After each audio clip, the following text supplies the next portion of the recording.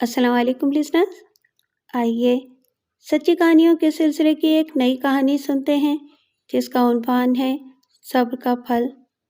تو آئیے شروع کرتے ہیں۔ اس وقت میں بہت چھوٹی تھی، اتنی چھوٹی کہ حالات کی نزاکت کا احساس بھی نہیں تھا، جبکہ ہمارا شہر امرتسر سیاسی رسہ کشی کا مرکز بنا ہوا تھا۔ مسلم لیگ، ہندو کانگریس اور سکھ تارا سنگھ کی حمایت میں روز جلوس نکالتے تھے، مگر مجھے شہر میں کیا ہو رہا ہے اس کا بھی پتہ نہیں تھا۔ اماں کا انتقال میری پیدائش کے وقت ہی ہو گیا تھا۔ ابو اور خاندان کے دوسرے لوگوں کے زیر سایہ میری پرورش ہو رہی تھی۔ ابو کی ایک بڑی سی دکان تھی، اس کی آمدنی بھی اچھی تھی۔ اسی وجہ سے جب ماموں ممانی نے لاہور منتقل ہونے کا ارادہ ظاہر کیا تو ابو نے دکان کا بہانہ کر کے ساتھ جانے سے انکار کر دیا۔ ماموں ممانی کے جاتے ہی شہر میں ہنگامے پھوٹ پڑے، وہ مار دھاڑ مچی کہ الامان الحفیظ۔ اس وقت تو مجھے اتنا ہوش نہ تھا، بعد میں جو سنا اس کے مطابق ابا کی دکان میں آگ لگا دی گئی تھی، چن چن کر مسلمانوں کو مارا جانے لگا تھا۔ محلے کے زیادہ تر لوگ پہلے ہی لاہور منتقل ہو چکے تھے، اس لیے بلوائیوں کو روکا نہ جا سکا اور بلوائی محلے کے اندر گھس آئے۔ پھر وہ قتل عام ہوا کہ بتایا نہیں جا سکتا۔ جس وقت محلے پر حملہ ہوا تھا میں ایک دوسرے محلے میں اپنی پھوپھی کے گھر تھی، ابو کی تائیزاد بہن کے گھر، اسی لیے زندہ رہ گئی۔ اگلی صبح پتہ چلا کہ ہمارے محلے کا ایک ایک فرد مارا گیا، تمام گھروں کو آگ لگا دی گئی۔ پھوپھی نے اندازہ لگایا تھا کہ ابو بھی مارے جا چکے ہیں۔ شہر کے حالات کو مد نظر رکھتے ہوئے پھوپھا اسی دن لاہور جانے والے ایک قافلے میں شامل ہو گئے۔ پھوپھی کے ساتھ میں بھی لاہور آ گئی۔ راستے کی پریشانیوں اور مصائب کا ذکر کر کے میں آپ کو بور نہیں کرنا چاہتی، کیونکہ ایسے مصائب سے تقریباً ہر ہجرت کرنے والا مسلمان گزر چکا ہے۔ صرف یہ بتا دوں کہ لاہور پہنچتے ہی پھوپھی نے مجھے ماموں کے حوالے کر دیا، اور ماموں جان نے پہلی مرتبہ ممانی کے نادر شاہی حکم کو ٹھکرا کر صاف کہہ دیا کہ اب زیبا یہیں رہے گی، جسے گھر میں اس کی موجودگی گوارا نہ ہو وہ خود گھر چھوڑ کر چلا جائے۔ ممانی بڑی سیانی خاتون تھی، سمجھ گئیں کہ اس مسئلے پر خاموشی اختیار کر لینا ہی بہتر ہے۔ لاہور پہنچتے ہی ماموں جان نے موزہ بنیان بنانے کی ایک چھوٹی سی فیکٹری کھول لی تھی۔ اچھی خاصی گزر اوقات ہو جاتی تھی۔ ان کے 2 بچے تھے، ایک لڑکا عرفان اور ایک لڑکی صفیہ۔ ممانی نے مجھے اپنے طور پر تنگ کرنے اور اپنا تختہ مشق ستم بنانے میں کوئی کسر اٹھا نہیں رکھی۔ گھر کا زیادہ تر کام کاج میرے ذمہ ڈال دیا، بات بات پر ڈانٹ ٹپٹ اور مار پیٹ بھی کرتی رہتی تھیں، لیکن مجھے اپنی بے بسی کا احساس تھا۔ میں جانتی تھی کہ ماموں جان مجھ سے بہت محبت کرتے ہیں، اور اگر میں ممانی کے طرز عمل کی شکایت کروں تو گھر میں روزانہ چھوٹے بڑے جھگڑے ہو سکتے ہیں۔ مجھے ماموں جان کی نرم مزاجی اور کسی نہ کسی طرح گھر میں امن و سکون برقرار رکھنے کی خواہش کا بھی اندازہ تھا، اس لیے میں نے کبھی ان زیادتیوں کی شکایت نہیں کی جو ان کی عدم موجودگی میں مجھ سے روا رکھی جاتی تھیں۔ پھر خدا نے حالات کے اعتبار سے مجھے صبر و ضبط بھی بہت دیا تھا۔ میں بڑی سی بڑی زیادتی کو خاموشی سے برداشت کر لیتی تھی، یا کبھی ایسا ہی دل کا بوجھ ناقابل برداشت ہو جاتا تو اپنے کمرے کی تنہائی میں چھپ کر آنسو بہا لیا کرتی تھی، مگر خدا سے مایوس نہ تھی۔ دل میں ایک چھوٹی سی بات نے گھر کر لیا تھا کہ اب ہم پاکستان میں ہیں، مملکت خدا داد میں، یہاں دعا جلد قبول ہوگی، ظلم کی اس رات کا سویرا بھی جلد ہوگا۔ ممانی کا بس چلتا تو وہ مجھے پرائمری جماعتیں بھی پاس نہ کرنے دیتی، لیکن ماموں جان نے کھانے پینے، کپڑے لتے، تعلیم و تربیت یا اپنی توجہ اور محبت کے اعتبار سے کبھی مجھ میں اور اپنے بچوں میں کوئی فرق نہیں رکھا۔ جس طرح اور جس معیار کے کپڑے صفیہ کے بنتے تھے اور جتنے بنتے تھے، اسی معیار اور مقدار میں میرے جوڑے سلنا بھی ضروری تھے۔ جو جیب خرچ صفیہ کو ملتا تھا وہی مجھے ملتا تھا۔ عمر کے اعتبار سے صفیہ مجھ سے تقریباً 1 سال چھوٹی تھی اور عرفان بھائی 5 سال بڑے تھے۔ مزاجاً دونوں بھائی بہن مومانی سے زیادہ متاثر تھے، لیکن پڑھنے کے معاملے میں عرفان بھائی صفیہ سے کہیں زیادہ ذہین اور ہوشیار تھے۔ مومانی بیٹی اور بیٹے دونوں کے سامنے ماموں جان کی برائیاں کرتی رہتی تھیں، جس کا نتیجہ یہ نکلا کہ عرفان بھائی کے دل میں باپ کے لیے وہ عزت و احترام پیدا نہیں ہو سکا جس کے ماموں جان ہر اعتبار سے مستحق تھے۔ حالانکہ ان کا زیادہ نقصان بھی مومانی کو ہی برداشت کرنا پڑا۔ لڑک میں نوعمری اور پھر نوجوانی کا زمانہ انہی حالات میں گزرا۔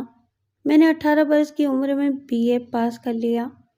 صفیہ نے FA بڑی مشکل سے پاس کیا اور پھر پڑھائی چھوڑ دی۔ عرفان بھائی نے انجینئرنگ کا امتحان پاس کیا اور مزید تعلیم کے لیے امریکہ چلے گئے۔ وہ گھر کے ماحول سے اس قدر دل برداشتہ تھے کہ تعلیم مکمل کرنے کے بعد امریکہ ہی میں ملازمت کر لی اور پھر بعد میں شادی بھی وہیں کی۔ کبھی کبھار سال 2 سال میں ہفتے عشرے کے لیے آ جاتے تھے یا کبھی کبھی ایک معقول رقم کا ڈرافٹ مومانی کے نام بھیج دیتے تھے۔ میں آگے بھی پڑھنا چاہتی تھی، ماموں جان بھی آمادہ تھے، مگر مومانی نے اس مسئلے پر وہ ہنگامہ کھڑا کیا کہ میں نے مایوس ہو کر خود ہی ارادہ ملتوی کر دیا۔ شب و روز کا یہی اندازہ تھا کہ حالات نے ایک انقلاب انگیز تبدیلی اختیار کی۔ شہر کے ایک بہت ہی دولت مند خاندان سے بالکل ہی غیر متوقع طور پر میرے لیے رشتہ آیا۔ ملک بختیار احمد ایک بڑے صنعت کار تھے، اکلوتے بیٹے تھے۔ ماں کا انتقال لڑکپن میں ہو گیا تھا، والد بھی 3 سال قبل آن جہانی ہو چکے تھے۔ کوئی بہن بھائی نہیں تھا، کوئی قریبی عزیز بھی نہیں تھا۔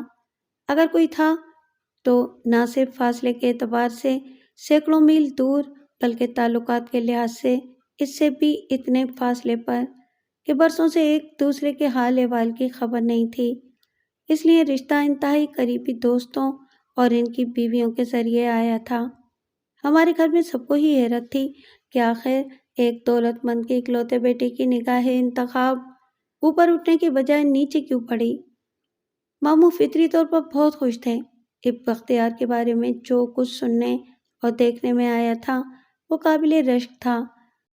یعنی وہ صرف دولت مندی نہیں تھا بلکہ اعلیٰ تعلیم یافتہ، بہت خوبصورت، جامہ زیب، خلیق اور ملنسار بھی تھا۔ دوست فوٹو بھی ساتھ لائے تھے اور اتفاق سے وہ فوٹو میں نے بھی دیکھ لیا تھا۔ وہ پہلی نظر میں ہی بہت اچھا لگا تھا اور میں اپنی خوش قسمتی پر خود ہی نازاں ہو رہی تھی کہ مومانی کے گھر میں جو مدت میں نے اذیت سہتے ہوئے گزاری تھی، قدرت نے مجھے اس کا انعام دیا تھا۔ مومانی کو جب ساری تفصیلات کا علم ہوا تو وہ رشک و حسد سے جل اٹھیں۔ میں نے 1-2 مرتبہ نہیں بلکہ کئی بار انہیں ماموں سے کہتے سنا کہ وہ ایسے اچھے رشتے کے لیے صفیہ کو آگے کیوں نہیں کرتے۔ مومانی کا خیال تھا کہ بختیار اور اس کے دوستوں کو یہ بات معلوم نہیں کہ میں ماموں کی بیٹی نہیں بلکہ یتیم و یسیر بھانجی ہوں، جسے میرے والدین کے انتقال کے بعد انہوں نے ازراہ رحم اور خدا ترسی اپنی سرپرستی میں لے لیا تھا۔ اس لیے ان لوگوں سے کہا جائے کہ پہلے ہم اپنی بیٹی کی شادی کرنا چاہتے ہیں، انہیں ہمارے یہاں رشتہ کرنا ہے تو زیبا کے بجائے صفیہ کے لیے پیام دیں۔ اتنا ہی نہیں بلکہ مومانی نے صفیہ کو بنا سنوار کر ان کے سامنے پیش کرنا بھی شروع کر دیا۔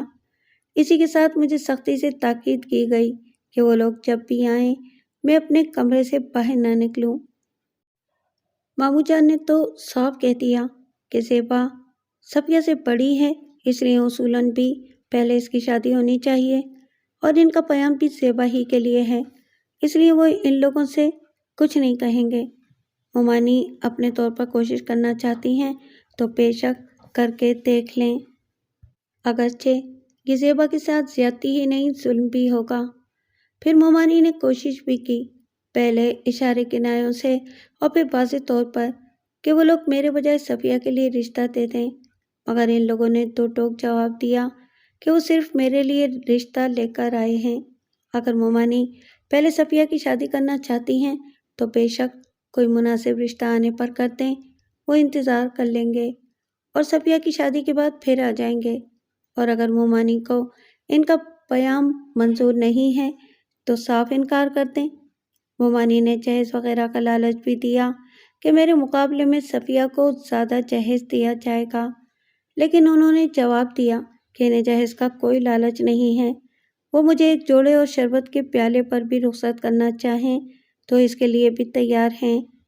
ماموں جان کو یہ سب رپورٹیں ملی تو انہوں نے زندگی میں دوسری مرتبہ بڑی سختی سے مومانی کو ڈانٹ دیا کہ بس اب وہ اپنی ریشہ دوانیوں سے باز آ جائیں۔ بختیار کے ساتھ زیبا ہی کی شادی ہوگی، صفیہ کی نہیں۔ مومانی چاروں ناچار خون کے گھونٹ پی کر خاموش ہو گئیں۔ شادی کی تاریخ طے ہو گئی۔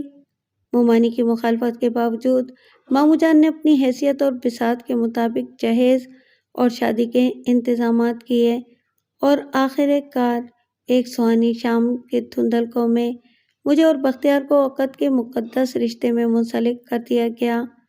میں اپنے ماموں کے گھر سے نکل کر ایک عالیشان بنگلے میں زندگی کی تمام تر آسائشوں کے ساتھ ایک نئی زندگی کا آغاز کرنے کے لیے آ گئی۔ بختیار نے بڑی رنگینیوں، بڑی دل نوازیوں کے ساتھ میرا استقبال کیا، اور تب پہلی مرتبہ مجھ پر یہ انکشاف ہوا کہ میرا انتخاب سال بھر پہلے اس وقت عمل میں آ چکا تھا جب میں کالج میں پڑھتی تھی، اور بختیار نے پہلے محض اتفاق سے اور بعد میں ارادتاً مجھے کالج آتے جاتے دیکھا تھا، میرے بارے میں ضروری معلومات حاصل کی تھیں، اور پھر مناسب وقت کے انتظار کے بعد جب حالات شادی کے لیے سازگار ہوئے تو پیام دے دیا۔ شادی کے فوراً بعد ہم ایک ماہ کے لیے ہنی مون کے سفر کے لیے روانہ ہو گئے۔ پورے پاکستان کے تفریحی مقامات اور تاریخی یادگاروں کی سیر کی۔ اس ایک ماہ میں زندگی نے اپنی تمام راحتیں مسرتیں مجھ پر نچھاور کر دیں۔ بغیر کسی مبالغے کے ہر روز عید اور ہر رات شب رات کی طرح گزری۔ یوں لگتا تھا جیسے بختیار کو مجھ سے محبت کرنے اور میری ناز برداری کرنے کے علاوہ دنیا میں کسی اور دوسرے کام سے کوئی دلچسپی نہیں ہے۔ مجھے اپنی خوش نصیبی اور خوش بختی پر یقین نہیں آ رہا تھا۔ ایسا محسوس ہوتا تھا جیسے میں کوئی بہت ہی پرسکون اور خوشگوار خواب دیکھ رہی ہوں۔ کبھی کبھی میں بختیار کی کیفیت دیکھ کر مجھے یوں لگتا تھا جیسے میری محبت، میرا پیار کوئی نشہ ہے جس میں وہ اس قدر بہک جاتا ہے کہ جیسے شراب پی رکھی ہو۔ ویسے یہ میری نا تجربہ کاری ہی تھی کہ میں اسے محبت کی مدہوشی خیال کرتی تھی۔ ہم ہنی مون کے سفر سے واپس آئے تو دعوتوں کا ایک طویل سلسلہ شروع ہو گیا۔ ان دعوتوں میں مجھے یہ دیکھ کر کچھ دکھ بھی ہوا کہ بظاہر دوستوں کے اصرار سے مجبور ہو کر بختیار نے ایک دو پیگ وسکی یا شیمپین کے بھی پیے، اور میرے پوچھنے پر جواب دیا کہ اسے اپنا کاروبار چلانے کے لیے ہر قسم اور ہر طبقے کے افراد سے واسطہ پڑتا ہے۔ ان میں کچھ ایسے بھی ہوتے ہیں جن کے تعاون سے اسے بے حد مالی فائدہ بھی ہوتا ہے، اور چونکہ ان لوگوں کی سوسائٹی میں شراب کوئی معیوب شے نہیں ہے، اس لیے انہیں خوش کرنے اور خوش رکھنے کے لیے اسے ان کا ساتھ دینا پڑتا ہے۔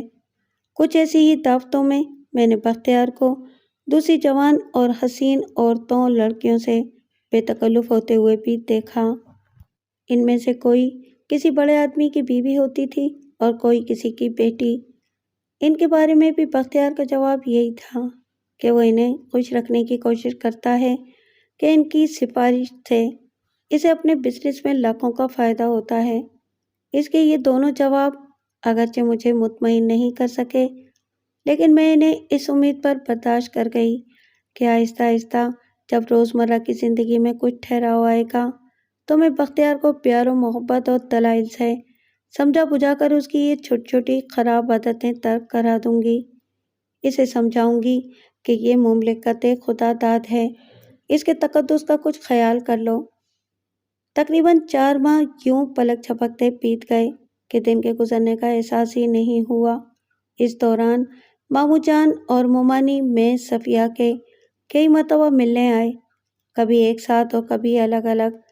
زیادہ تر مومانی کا آنا جانا رہا کہ وہ جب بھی آتی تھی صفیہ ان کے ساتھ ضرور ہوتی تھی، اور جس انداز میں وہ آتی تھی اس سے معلوم ہوتا تھا جیسے سیدھی کسی بیوٹی پارلر سے چلی آ رہی ہے۔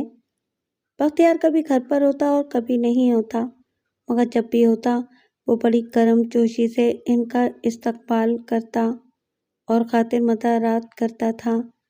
مومانی جب بھی آتی تھی، نہ جانے کیوں مجھے ایسا معلوم ہوتا تھا جیسے وہ میری خوشگوار گھریلو اور ازدواجی زندگی کو دیکھ کر خوش نہیں ہوتی تھی۔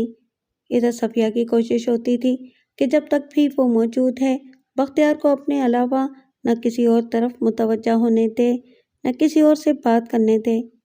اس دوران ایک صبح میری طبیعت کچھ خراب ہوئی۔ بختیار نے فون کر کے اپنے فیملی ڈاکٹر کو بلا لیا اور انہوں نے 2-3 قسم کے ٹیسٹ کرنے کے بعد یہ خوشخبری سنائی کہ میں ماں بننے والی ہوں۔ اس وقت بختیار بھی موجود تھا۔ ڈاکٹر صاحب نے مسکراتے ہوئے اسے مبارکباد دی تو مجھے ایسا محسوس ہوا کہ جیسے وہ اس اطلاع سے خوش نہیں ہوا۔ یہ دوسری بات ہے کہ اس نے بظاہر مسکراتے ہوئے ڈاکٹر صاحب کا شکریہ ادا کیا۔ ڈاکٹر صاحب نے ایک اچھی لیڈی ڈاکٹر سے مستقل کنسلٹ کرنے اور کسی اچھے اسپتال میں نام لکھانے اور گاہے بگاہے معائنہ کراتے رہنے کے علاوہ غذا اور دوا کے بارے میں بھی کچھ ہدایات دیں اور پھر چلے گئے۔ ڈاکٹر کے جانے کے بعد مجھے توقع تھی کہ بختیار مجھ سے اس نئے موضوع پر کوئی بات کرے گا، مجھے مبارکباد دے گا، اپنی خوشی کا اظہار کرے گا۔ ممکن ہے کہ یہ بحث بھی کرے کہ اسے پہلا بچہ بیٹا چاہیے یا بیٹی۔ نیز ڈاکٹر کی ہدایات کے علاوہ کچھ اپنی طرف سے تاکید کرے گا کہ مجھے اب بہت احتیاط سے کام کرنا اور ڈاکٹر صاحب کی جملہ ہدایات کی پابندی کرنا چاہیے۔ لیکن جب وہ خاموشی سے بغیر کچھ کہے جانے لگا تو میں نے پوچھا، شاید یہ خبر سن کر آپ خوش نہیں ہوئے؟ سچ پوچھو تو یہی بات ہے، بختیار نے جواب دیا۔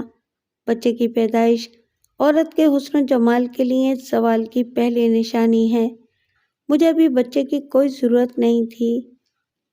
میرا تو خیال ہے کہ ماں بن کر ہی عورت کی تکمیل ہوتی ہے۔ مجھے اس کے الفاظ سے دکھ ہوا تھا۔ اور بچے خدا کی رحمت ہوتے ہیں۔ اس بچے کی آمد ہماری محبت اور تعلق کے خاطر کو اور مضبوط کر دے گی۔ میں کوئی بحث کرنا نہیں چاہتا، بختیار نے ناگواری سے کہا۔ اپنا اپنا خیال ہے اور ضروری نہیں کہ ہم ہر معاملے پر ایک ہی رائے رکھتے ہوں۔ بہرحال میرا نظریہ کچھ بھی ہو، تمہاری دیکھ بھال، علاج اور دوسری احتیاط میں کوئی کمی نہیں کی جائے گی۔ بختیار کے یہ خیالات جان کر مجھے فطری طور پر بہت افسوس ہونا ہی چاہیے تھا، لیکن میں نے یہ کہہ کر دل کو سمجھا لیا کہ بچے کی پیدائش کے بعد اسے دیکھ کر بھلا یہ کیسے ممکن ہوگا کہ اس کے دل میں باپ کی شفقت نہ جاگے۔ یہ بیزاری صرف تب تک ہے جب تک اس نے بچے کا معصوم چہرہ نہیں دیکھا۔ مجھے بالکل اندازہ نہیں تھا کہ زندگی جو نیا رخ بدلنے والی ہے یہ اس کا نقطۂ آغاز ہے۔ انقلاب تو بہرحال جلد یا بدیر آنا ہی تھا، مگر اس واقعے نے اسے بہت قریب کر دیا۔ ہنی مون سے واپس آنے کے بعد جب بختیار نے باقاعدہ آفس جانا شروع کیا تھا، تب اس کا معمول تھا کہ وہ صبح 9 بجے تک دفتر چلا جاتا تھا اور سپہر زیادہ سے زیادہ 5 بجے تک واپس آ جاتا تھا۔ ابتدائی دنوں میں وہ کبھی کبھی دوپہر کو بھی ایک چکر کھانے کے وقت لگا لیتا تھا، مگر پھر یہ سلسلہ ختم ہو گیا۔ میں عملی سوچ رکھتی تھی، سمجھ سکتی تھی کہ اور بھی غم ہیں زمانے میں محبت کے سوا۔ آدمی صبح و شام بلکہ روز و شب محبت اور پیار کو اپنا اوڑھنا بچھونا نہیں بنا سکتا۔ اسے زندگی اور ضروریات زندگی کی دوسری مصروفیات کا خیال بھی رکھنا پڑتا ہے۔ اس لیے میں نے دوپہر کی آمد بند کرنے کے بارے میں کوئی شکوہ نہیں کیا۔ میرے لیے یہی بہت تھا کہ بختیار اپنی کاروباری مصروفیات کے بعد وقت کا بیشتر حصہ میرے ساتھ بتاتا ہے، مگر جب میرے ماں بننے کی بات معلوم ہوئی تو رفتہ رفتہ بختیار کے رویے اور معمولات میں فرق آتا گیا۔ ابتدا رات کو دیر سے آنے سے ہوئی۔ 5-6 بجے کے بجائے وہ پہلے 8 اور پھر 11-12 بجے تک گھر آنے لگا۔ میں نے 1-2 مرتبہ پوچھا تو کام کی زیادتی کا بہانہ کر دیا۔ جلد ہی میں نے محسوس کیا کہ وہ واپس آتا ہے تو شراب کے نشے میں ہوتا ہے۔ اس کے لیے اس کے پاس وہی پرانا جواز تھا کہ اسے دوستوں کو خوش کرنے کے لیے مجبوراً پینا پڑتا ہے۔ میں پھر بھی خاموش رہی کہ آخر کبھی نہ کبھی تو ان پارٹیوں کا سلسلہ بند ہوگا، لیکن یہ سلسلہ تو ختم کیا ہوتا۔ بختیار نے کچھ ہی دنوں کے بعد خوبصورت ماڈرن لڑکیوں کے ساتھ گھر آنا شروع کر دیا۔ کبھی یہ لڑکیاں گھنٹہ آدھا گھنٹہ ٹھہر کر چلی جاتی تھیں اور کبھی ساری رات وہیں گزار دیتی تھیں۔ اب بختیار نے ایک دوسرے کمرے کو اپنا بیڈ روم بنا لیا۔ یہ گویا میری برداشت کی آخری حد تھی۔ میں نے محسوس کیا کہ اگر میں اب بھی خاموش رہی تو میری گھریلو اور ازدواجی زندگی کا احوال جو کچھ بھی ہو، بختیار بلا روک ٹوک تباہی کے راستے پر بڑھتا چلا جائے گا۔ چنانچہ ایک دن جبکہ وہ اتفاقاً کچھ جلدی بھی گھر آ گیا تھا اور اکیلا بھی، اس سے اس موضوع پر بات کی، کیا میرا ماں بننا اتنا بڑا جرم ہے کہ جس کی آپ مجھے یہ سزا دے رہے ہیں؟ میں نے نرمی سے کہا۔ کیسی سزا؟ میں سمجھا نہیں۔ بختیار نے سرسری لہجے میں جواب دیا۔ جان بوجھ کر انجان نہ بنے، یہ راتوں کو دیر سے اور شراب کے نشے میں مدہوش گھر آنا، ہر دوسرے تیسرے دن کسی نہ کسی لڑکی کو ساتھ لانا، الگ بیڈ روم میں سونا، یہ سب کیا ہے؟ شاید آپ نہیں جانتے کہ ایسا کر کے آپ نہ صرف مجھے شدید ذہنی اور قلبی اذیت پہنچا رہے ہیں بلکہ دینی اعتبار سے بھی گناہ کبیرہ کے مرتکب ہو کر اپنی عاقبت بھی خراب کر رہے ہیں۔ میں کوئی نئی بات نہیں کر رہا ہوں زیبا بیگم، بختیار نے طنزیہ لہجے میں کہا۔ کئی برس سے یہ مشغولیت میری زندگی کے معمولات میں شامل ہے۔ تمہیں اب تک اس کا علم اس لیے نہیں ہو سکا کہ تم سے شادی کے بعد میں کئی مہینے تک صرف تمہارے حسن و شباب کے جادو میں گرفتار رہا۔ تمہارے اندر ایسی بے پناہ جاذبیت تھی جس نے مجھے کسی اور کی طرف متوجہ ہی نہیں ہونے دیا۔ میں نے اس حد تک تمہاری پاسداری کی کہ شراب پینا بھی کم کر دیا، اور کبھی پیتا بھی تھا تو ایسی شراب جس میں نہ بو ہوتی ہے اور نہ زیادہ نشہ۔ میرا خیال تھا کہ تمہاری کشش مجھے دیر تک تسکین پہنچاتی رہے گی، لیکن تم نے بچے کی ماں بننے کی تیاری کر کے میری تمام دلچسپی ختم کر دی اور مجھے ایک بار پھر اپنے معمولات کی طرف لوٹنا پڑا۔ میں انتہائی حیرت اور صدمے کی کیفیت میں بختیار کی مکروہ شخصیت پر پڑے ہوئے خوبصورت پردے اٹھتے ہوئے دیکھ رہی تھی۔ مجھے یقین نہیں آ رہا تھا کہ ایک شریف خاندان، اعلیٰ تعلیم یافتہ، بظاہر اتنا وجیح اور پروقار شخص اندر سے اتنا گندا اور ذلیل بھی ہو سکتا ہے۔ آپ کو یہ سب کچھ کرتے ہوئے خدا اور رسول کا خوف بھی نہیں آتا؟ میری زبان سے بے اختیار نکلا۔ خدا اور رسول کا خوف؟ بختیار نے ایک کہا لگایا۔ میں خدا اور رسول کا قائل ہی نہیں ہوں۔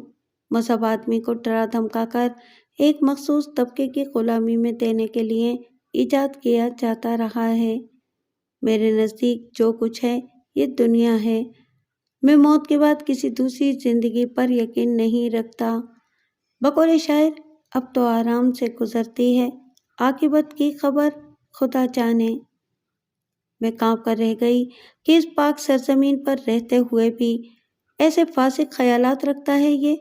اس کے ان خیالات کا اظہار اس کی اپنی زندگی کو جس رخ پر لیے جا رہا تھا وہ تو اب ایک ثانوی حیثیت اختیار کر گئی تھی۔ اس سے قبل یہ سوال پیدا ہوتا تھا کہ کسی ایسے نظریات کا حامل ہونے کے بعد میرا نکاح بھی قائم رہ گیا ہے یا نہیں، لیکن اس کا فیصلہ کرنا میرا کام نہیں تھا۔ اس کے بارے میں کوئی عالم دین اور مفتی شرع ہی بتا سکتا تھا۔ اس لیے اس مسئلے کی اہمیت کے باوجود میں نے سر دست اسے ملتوی رکھتے ہوئے اس پہلو پر بات کرنا ضروری سمجھا جو ان حالات میں منطقی طور پر سامنے آیا تھا۔ اگر آپ کی زندگی کے یہی معمولات تھے، میں نے حتی الامکان اپنے آنسو ضبط کرتے ہوئے پوچھا، تو آپ کو شادی کرنے کی کیا ضرورت تھی؟ صرف ایک، بختیار نے عجیب مسکراہٹ سے جواب دیا، یا زیادہ سے زیادہ دو کہہ لو۔ کیا میں وہ دو وجوہات جان سکتی ہوں؟ ضرور، مگر صرف جاننا ہی کافی نہیں، انہیں اچھی طرح سمجھ بھی لو، کیونکہ اس گھر میں تمہاری آئندہ زندگی کا انحصار اسی سمجھداری کے ساتھ وابستہ ہے، بختیار نے کہا۔ پہلی اور دوسری اہم وجہ یہ تھی کہ میں جس معاشرے میں رہتا ہوں اپنی آزاد مزاجی کے باوجود مصلحت اندیشی کا تقاضا ہے کہ کھلم کھلا اس کے رسم و رواج سے بغاوت نہ کروں۔ اس سے میری پوزیشن متاثر ہو سکتی ہے جو میرے لیے نقصان دہ ہے۔ ایک غیر شادی شدہ شخص آزادانہ طور پر لڑکیوں سے رسم و راہ رکھے تو اس پر انگلیاں اٹھنے لگتی ہیں، جبکہ شادی کے بعد اسے اپنی رنگین مزاجی کی تسکین کے لیے ایک آڑ مل جاتی ہے۔ چنانچہ تم سے شادی کی پہلی ضرورت یہی تھی کہ لوگ مجھے دوسری لڑکیوں کے ساتھ دیکھ کر کوئی اسکینڈل کھڑا نہ کریں اور میں کسی رسوائی کے اندیشے کے بغیر اپنی ضرورت پوری کرتا رہوں۔ دوسری وجہ یہ تھی کہ میں نے تمہیں بہت دن پہلے جب پہلی مرتبہ دیکھا تھا تبھی حاصل کرنے کا ارادہ کر لیا تھا، لیکن دوسری لڑکیوں کی طرح تمہارا حصول شادی کے بغیر ممکن نہیں تھا۔ اس لیے ایک پن دو کاج کے محاورے کے مطابق میں نے تم سے شادی کر کے اپنی خواہش بھی پوری کر لی اور وہ سرٹیفکیٹ بھی لے لیا جو آئندہ آڑ کا کام دے سکے۔ تم نے حالات سے سمجھوتا کرنے کی عقل مندی کی تو اس گھر میں تمہاری موجودہ حیثیت ہمیشہ برقرار رہ سکتی ہے، عیش و آرام کے ساتھ اپنی پوری زندگی گزار سکتی ہو، بشرطے کہ اپنے کام سے کام رکھو اور کبھی میرے معمولات اور مصروفیات پر اعتراض کرنے یا میرے راستے میں رکاوٹ بننے کی کوشش نہ کرو۔ اس کے لیے میں تمہارے ہونے والے بچے کو بھی برداشت کر لوں گا، اگرچہ ابھی مجھے کئی برسوں تک ایسی کوئی زنجیر پہننے کی خواہش نہیں تھی، مگر یہ شاید اس اعتبار سے بہتر ہوا ہے کہ اب تمہیں اپنا دل بہلانے کے لیے ایک کھلونا بھی مل جائے گا۔ بختیار نے جس بے باکی اور سنگ دلی کے ساتھ اپنے حقیقی خیالات، مزاج اور فطرت کا اظہار کر دیا تھا، اس کے بعد میرے دل میں اس کے لیے محبت اور پیار کے تمام جذبات سرد پڑ چکے تھے۔ جواب دے سکتی تھی، بحث کر سکتی تھی، لیکن سر دست اس کا نتیجہ ماحول کو کشیدہ کرنے اور خود اپنے آپ کو اعصابی ہیجان اور دباؤ کا شکار بنانے کے علاوہ کچھ نہ ہوتا۔ اس کے علاوہ ان تمام انکشافات کے باوجود میرے دل کو ایک موہوم سی امید پھر بھی تھی کہ بچے کی پیدائش حالات پر مفید اور مثبت طور پر اثر انداز ہو سکتی ہے۔ اس لیے میں نے بختیار کی اس تمام ہرزہ سرائی کا کوئی جواب نہیں دیا۔ اسے شاید کیا، یقیناً یہ خطرہ تھا کہ میں اس کی باتیں سن کر ابل پڑوں گی، ایک ہنگامہ کھڑا ہو جائے گا۔ میں نہیں جانتی کہ وہ اس ہنگامے سے بھی کوئی فائدہ اٹھانا چاہتا تھا یا اس سے بچنا چاہتا تھا، لیکن میں نے یہ ضرور دیکھا کہ اسے میری خاموشی سے بہت حیرت ہوئی۔ وہ چند لمحے مجھے غور سے دیکھتا رہا اور پھر جیسے اطمینان کا سانس لیتے ہوئے کمرے سے باہر نکل گیا۔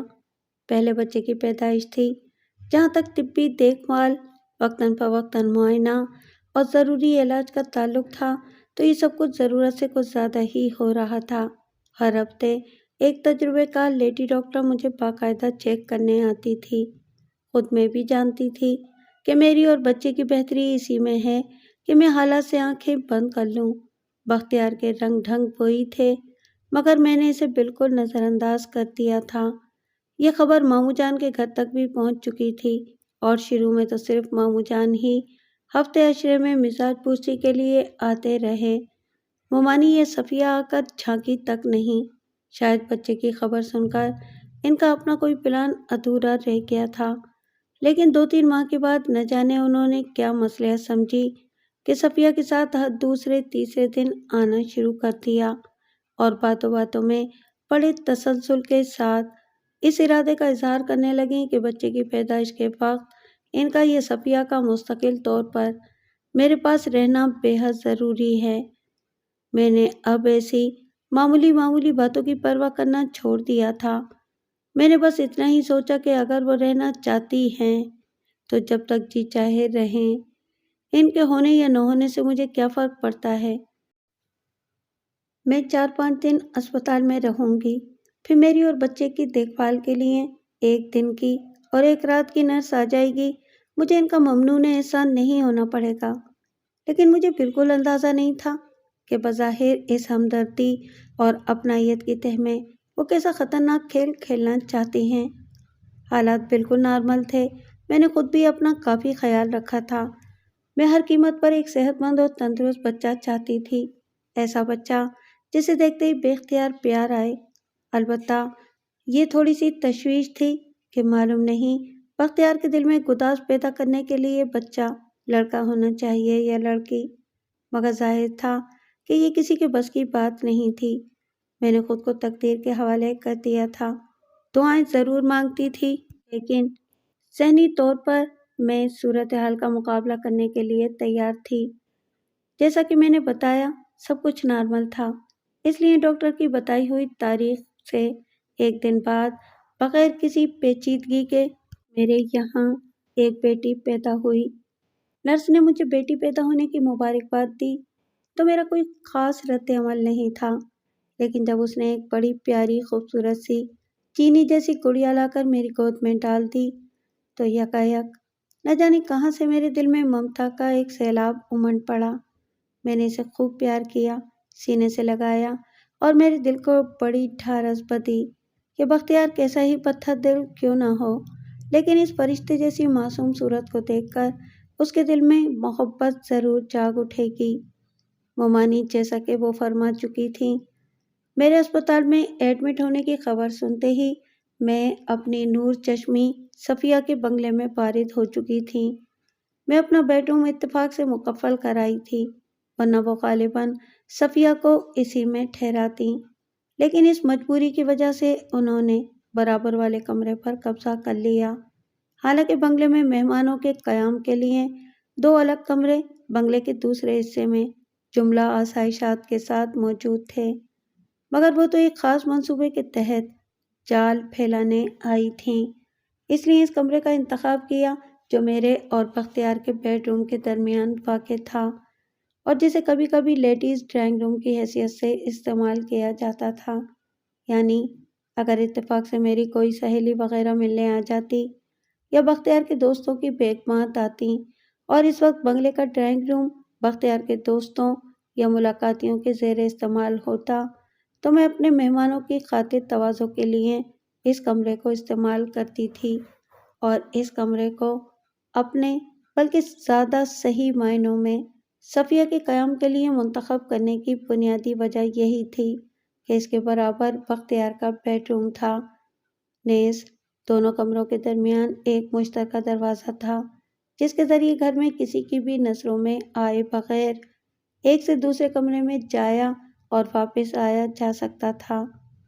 ظاہر ہے کہ یہ سب باتیں مجھے اس وقت معلوم ہوئیں جب میں اسپتال میں 6 دن رہنے کے بعد 7ویں روز بنگلے میں واپس آئی، اور اسپتال میں 6 دن تک ٹھہرنا بھی مومانی کے اصرار سے ہوا تھا، ورنہ لیڈی ڈاکٹر نے تو چوتھے دن ہی کہہ دیا تھا کہ جب کہ آپ گھر پر بھی نرسوں کا انتظام کر رہی ہیں تو جب چاہیں واپس جا سکتی ہیں، مگر مومانی نے فرمایا کہ نہیں بیٹی، ابھی تم کمزور ہو، جو دیکھ بھال اور احتیاط یہاں اسپتال میں ہو سکتی ہے وہ نرسوں کے باوجود گھر پر ممکن نہ ہوگی، اس لیے ابھی تم اسپتال میں ہی آرام کرو۔ اس دوران میں وہ صبح شام باقاعدگی سے مجھے دیکھنے آتی رہیں، میرے لیے پھل، کبھی بکری اور کبھی مرغی کے گوشت کی یخنی بنا کر لاتی رہیں، ایسی محبت اور ہمدردی کی باتیں کرتی رہیں جیسے ان سے زیادہ میری اور میری بیٹی کی صحت اور سلامتی کسی اور کو عزیز نہیں ہو سکتی۔ عجیب بات یہ تھی کہ صفیہ ان کے ساتھ عموماً نہیں آتی تھی، اور آتی بھی تھی تو صبح کے وقت، جس کے لیے مومانی کا جواز یہ تھا کہ گھر پر ملازموں سے کام لینے اور ناشتہ اور کھانے وغیرہ کا انتظام کرنے کے لیے گھر کے کسی فرد کی موجودگی ضروری ہے۔ حالانکہ ان کا اصل مقصد، جس کا حال مجھے گھر واپس آنے کے بعد معلوم ہوا، یہ تھا کہ وہ صفیہ کو زیادہ سے زیادہ موقع دینا چاہتی تھیں کہ وہ اپنے ناز و انداز سے بختیار کو رجھانے کی کوشش کرے۔ انہیں معلوم ہی نہیں تھا کہ بختیار ان عورتوں میں سے جسے ایک خوبصورت لڑکی کی طرف راغب ہونے کے لیے کسی کوشش کی ضرورت نہیں پڑتی، بلکہ وہ ہر جائی بھنورے کی طرح کوئی حسین کلی یا پھول دیکھتے ہی خود بخود اس پر منڈلانے لگتا ہے۔ بختیار اسپتال میں میرے قیام کے دوران ایک بار بھی مجھے یا اپنی بیٹی کو دیکھنے نہیں آیا تھا۔ جس دن میں گھر واپس آئی اس نے رسمی طور پر میری خیریت پوچھی۔ نرس کی موجودگی کی وجہ سے رسمی طور پر ہی ایک سرسری نظر بیٹی پر ڈالی اور اپنی شدید مصروفیت کا عذر کر کے چلا گیا۔ اس کے اس بیگانہ پن سے میری یہ امید بھی مایوسی میں بدلنے لگی کہ شاید بچے کی پیدائش کے بعد اس کے دل میں کوئی نرمی، کوئی گنجائش پیدا ہو جائے۔ پھر بھی میں نے آس کا دامن ہاتھ سے نہیں چھوڑا۔ میں نے اپنے طور پر بہت غور و فکر کے بعد یہ فیصلہ کیا تھا کہ میں ایک بیوی کی حیثیت سے اپنے فرائض اور ذمہ داریاں پوری کرتی رہوں گی۔ بختیار کی بے پرواہی، اس کی زیادتیاں اور آوارگی خاموشی سے برداشت کرتی رہوں گی۔ آخر کبھی تو اسے ہوش آئے گا، کبھی تو اس کا پتھر دل موم ہوگا۔ مومانی میرے گھر آنے کے دوسرے دن ہی واپس چلی گئیں، لیکن صفیہ کو میرے سر پر مسلط چھوڑ گئیں۔ بڑی محبت سے میرے سر پر ہاتھ پھیرتے ہوئے انہوں نے کہا کہ ابھی تمہیں کم سے کم مہینہ بھر تک آرام کی ضرورت ہے۔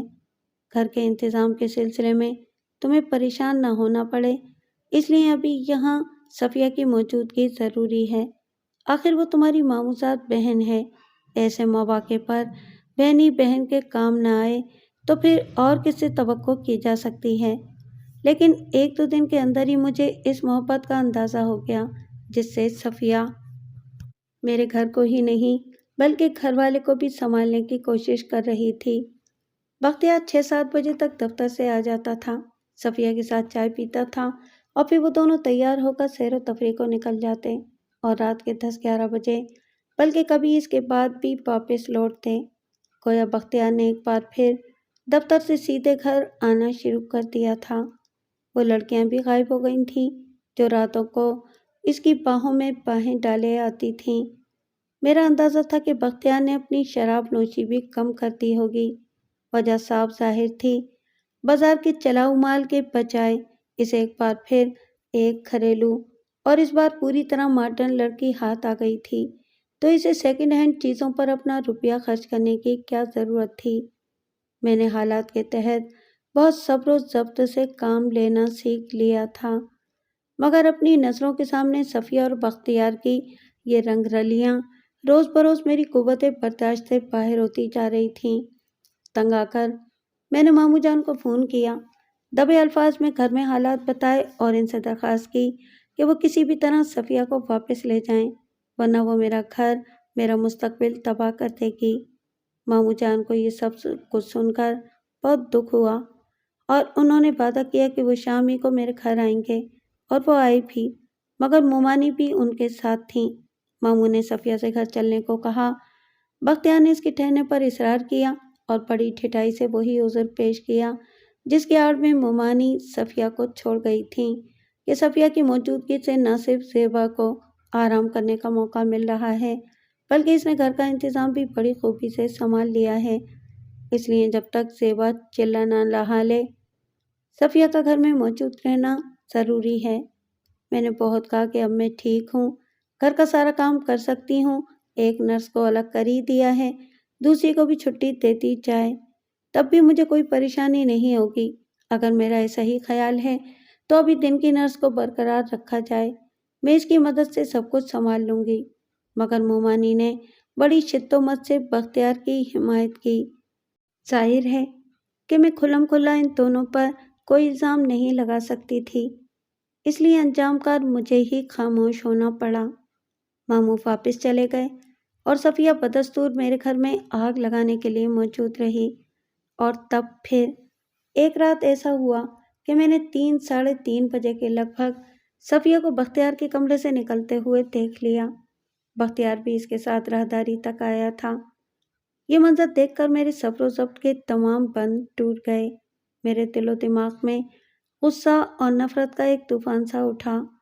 میں تیزی سے اپنے کمرے سے نکلی اور اس سے پہلے کہ صفیہ اپنے کمرے میں داخل ہو یا بختیار اپنے بیڈ روم میں واپس جائے، میں نے صفیہ کا ہاتھ پکڑ کر اس کے منہ پر ایک زوردار تھپڑ رسید کیا اور گرج کر پوچھا، بتا، تو اس وقت بختیار کے بیڈ روم میں کیا کرنے گئی تھی؟ تجھے اپنی بہن کے گھر میں نقب لگاتے شرم نہیں آتی؟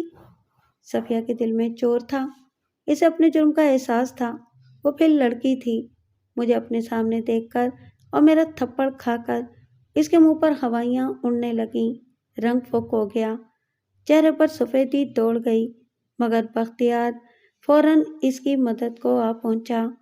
اس نے ایک جھٹکے سے میرے ہاتھ سے اس کا ہاتھ چھڑایا اور تیزی سے بولا، اپنی خیریت چاہتی ہو تو اپنے کمرے میں واپس جاؤ اور تم دونوں کو اپنی زندگی، اپنی خوشیوں اور اپنے مستقبل میں زہر گھولنے کی کھلی اجازت دے دوں۔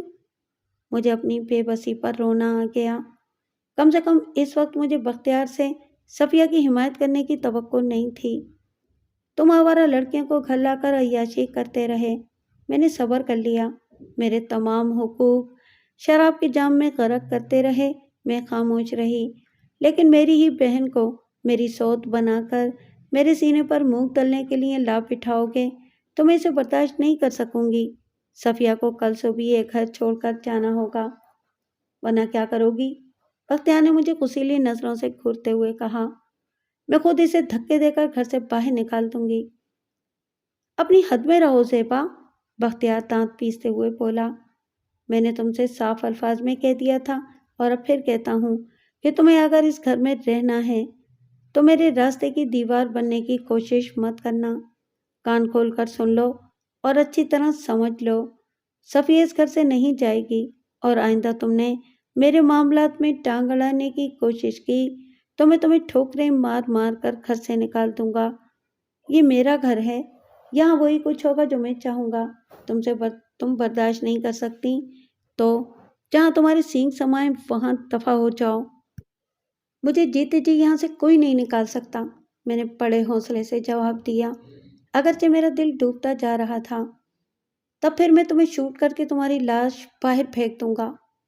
کوئی شوہر اپنی بیوی سے ایسا طرز عمل روا رکھے اور اس قسم کی گفتگو کرے تو یہی بیوی کے لیے انتہائی توہین و تذلیل کی بات ہے۔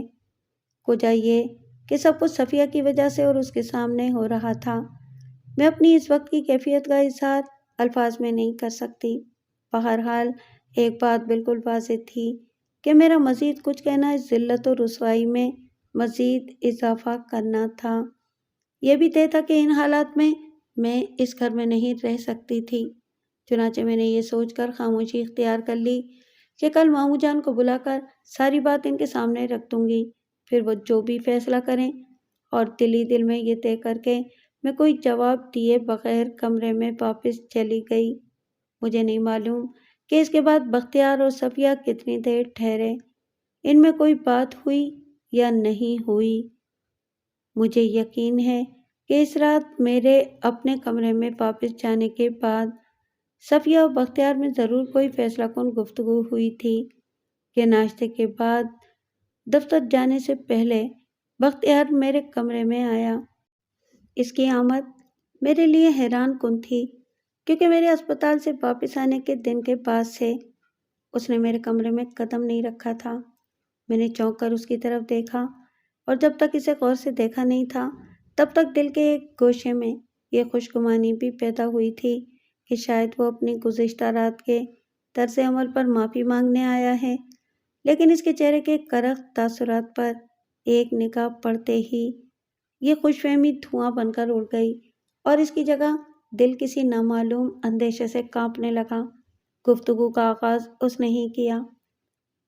بہت سوچنے کے بعد میں اس نتیجے پر پہنچا ہوں کہ اب میں تمہارا وجود اس گھر میں گوارا نہیں کر سکتا، اس نے بڑے تلخ لہجے میں کہا۔ میں نے پوری وضاحت سے تمہیں اپنے معمولات کے بارے میں اور زندگی کے متعلق اپنے خیالات کے بارے میں بتا دیا تھا۔ تم سے وعدہ کیا تھا کہ اگر تم میرے راستے میں حائل نہ ہوئی، میرے لیے کسی بھی انداز میں وجہ پریشانی اور درد سر بننے سے گریز کیا تو تم اپنی پوری زندگی اسی گھر میں جملہ عیش و آرام سے گزار سکتی ہو۔ لیکن اتنی معمولی سی بات تمہاری سمجھ میں نہیں آئی۔ تم نے خود اپنے ساتھ دشمنی کی۔ پچھلے چند مہینوں میں تم نے بار بار میرے معمولات میں مداخلت کی، اس گھر میں اپنے مقام کو سمجھنے سے گریز کیا، اور مستقل میرے اعصاب پر سوار رہیں۔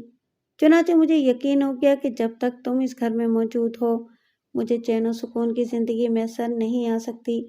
اس لیے یہ میرا آخری فیصلہ ہے جس میں کسی بھی طرح کی کوئی تبدیلی کی گنجائش نہیں۔ کہ तुम 1 घंटे के अंदर अंदर इस घर से निकल जाओ। मेरी तरफ से तुम्हें इजाज़त है कि जितने लिबास, ज़ेवरात या कैश रकम तुम्हारे पास मौजूद है या इसके अलावा भी तुम इस घर से कुछ और चीज़ें अपने साथ ले जाना चाहो तो ले जा सकती हो। यहाँ से निकलकर तुम कहाँ जाओगी ये तुम्हारा मसला है, मगर आइंदा मेरा और तुम्हारा कोई ताल्लुक नहीं रहेगा, न ही मैं तुम्हारी कफालत का जिम्मेदार रहूँगा।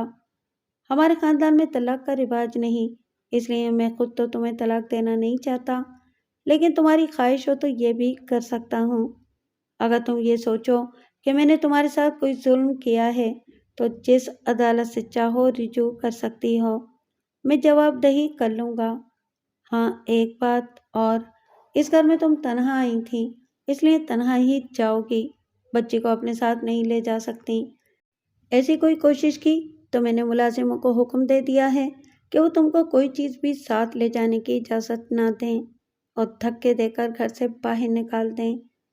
मैं एक सख्ते के आलम में बख्तियार की ये तीरों निश्तर जैसी बातें सुन रही थी। मुमानी के घर में रहते हुए भी मैंने कभी खुद को इतना हकीर और जलील महसूस नहीं किया था। वो इतनी ज़ोर से बोल रहा था कि यकीनन सफ़िया और तमाम मुलाजिम भी सुन रहे होंगे। ज़िल्लत और तौहीन की इस इंतहा के बाद इस घर में मुझे एक एक पल भारी था। अम्मा मुजान को बुलाकर इनके ज़रिए मामलात को सुलझाने की कोशिश करना भी बेकार था। बख्तियार तो अपनी बात पूरी करके कमरे से चला गया और अब मुझे अपने बारे में फ़ैसला करना था कि इन हालात में मुझे क्या करना चाहिए। इस वक्त मैं खुद को इस कदर पस्त और हकीर महसूस कर रही थी कि ज़िंदगी में कभी बेचारगी के इस एहसास से दो चार नहीं हुई थी। बज़ाहिर मैं मामू के घर वापस जा सकती थी, लेकिन मैं अपने अंदर इतना हौसला नहीं पा रही थी कि शौहर के हाथों इतनी तौहीन के बाद मैं मुमानी के सामने भी खड़ी हो सकूं। शौहर की ठुकराई हुई औरत को तो आम हालात में भी मैके में पहली जैसी पजीराई नहीं मिलती।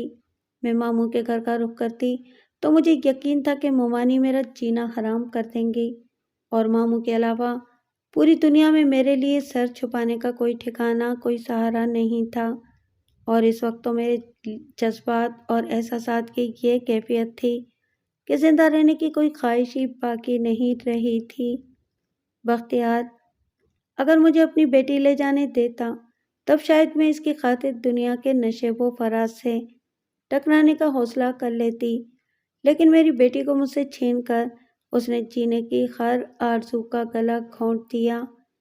मैंने एकदम से फैसला कर लिया कि ज़माने की ठोकरें खाने और नित नए ज़ख्मों से मर मर कर जीने से कहीं ज़्यादा बेहतर यह है कि मैं एक ही मर्तबा अपनी ज़िंदगी को मौत के हवाले कर दूँ। अब मुझे लिबास की ज़रूरत थी, न ज़ेवरात या कैश या किसी दूसरी चीज़ की। ज़हन में इन ख्यालात का खुलबा होना था कि मैं जिस हालत में बैठी थी इसी तरह उठी और एक दीवानगी के से आलम में घर से बाहर निकल गई। मुझे अपना कोई होश था और न ही अपने आप पर कोई काबू, न ही कोई मखसूस ख्याल कि मुझे किस तरह अपनी ज़िंदगी ख़त्म करनी है। बस मैं दीवानावार चलती चली जा रही थी। मुझे नहीं मालूम कि इस कैफियत में मैं कितनी देर और कहाँ कहाँ सड़कों पर चलती रही। अचानक मेरी निगाह उठी और मैंने कुछ फासले पर एक कार को आते देखा और फिर जिस तरह एकदम से मेरे जहन में मरने का ख्याल समा गया था, इसी तरह अचानक मैंने इस कार के सामने आने का फैसला कर लिया। कार करीब आती जा रही थी। मुझे न कार के रंगो मॉडल का कोई एहसास था, न ड्राइवर की शख्सियत का कि वो कोई मर्द है या औरत। न ही मैंने ये गौर किया कि कार में ड्राइवर अकेला है या इसके साथ कोई और भी है। जैसे ही कार मेरे करीब पहुंची, मैंने एक जस्त लगाई और इसके सामने आ गई। इतना एहसास तो हुआ कि जैसे मैं किसी चट्टान से टकराकर फजा में बुलंद हुई और फिर होश नहीं रहा। आँख खुली तो मैं एक प्राइवेट अस्पताल में थी। पूरा जिस्म दुख रहा था। सर के अलावा हाथ पैरों पर भी जगह जगह पट्टियां बंधी हुई थीं। डॉक्टर और नर्स के अलावा एक पुरवकार चेहरा भी परेशान और फिक्रमंदी के गहरे तासुरात लिए मेरी जानिब मुतवज्जा था।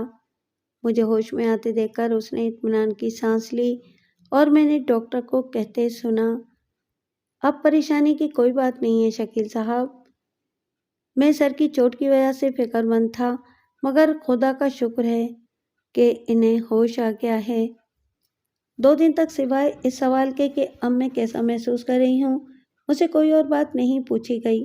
نرس کی زبانی مجھے معلوم ہو گیا کہ میرے اچانک سامنے آ جانے کی وجہ سے شکیل صاحب ٹکر کو تو نہیں روک سکے، مگر انہوں نے فوراً ہی پوری طاقت سے بریک لگا دیے تھے۔ میں ٹکر کھا کر اچھلی اور سڑک پر کار کے سامنے ہی گری۔ اگر کار رک نہ گئی ہوتی تو میں یقیناً اس کے نیچے آ جاتی، جس کے بعد میرا بچنا محال بلکہ ناممکن تھا۔ سڑک پر میں سر کے بل گری تھی، جس سے سر کے پچھلے حصے میں شدید چوٹ آئی تھی۔ ہڈی چٹک گئی تھی، مگر شکر تھا کہ دماغ کو کوئی نقصان نہیں پہنچا تھا۔